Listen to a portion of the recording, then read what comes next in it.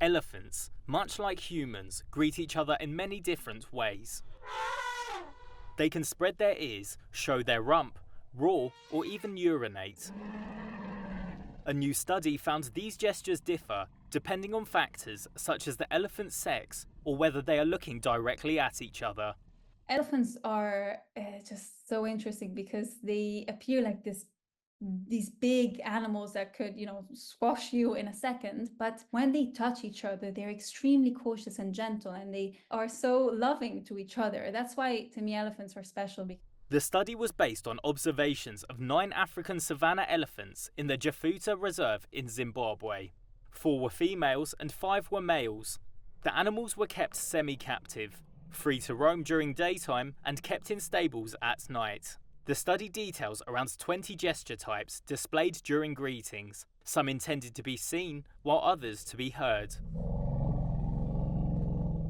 Cognitive and behavioural biologist Vesta Elioteri led the study, published in the journal Communications Biology. They flap their ears, they spread their ears, they reach with the trunk. We found that they do target their gestures at their recipients, using visual ones when the recipient is looking at them, and audible ones, or the ones that involve touch with the recipient when they weren't. The study also found that smell plays an important role in greetings. They also often used defecation, urination, and had temporal gland secretions, which could be because of the excitement of seeing each other, but could also be because elephants rely extensively on olfaction. So these secretions might actually convey some information to the greeting partner on who they are, if they're at a distance, on what's going on with them, how excited they are, or even their sexual state in the wild, especially. Researchers say elephants live in so-called fission-fusion society, where they often separate and reunite, meeting after hours, days, or months apart.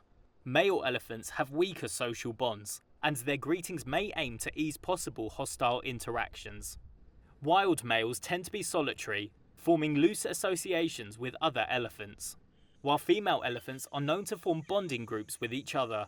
Previous studies in the wild reported that when these groups meet, the elephants engage in elaborate greeting ceremonies to strengthen their social bond. The fact that they greet in this excited way for me was mind-blowing too, because they were just separated for 10 minutes, and humans don't do that after 10 minutes. So for them, it's important to be together. It reminds me of the better side of humans because they're so empathetic and good to each other that they should be an example for us.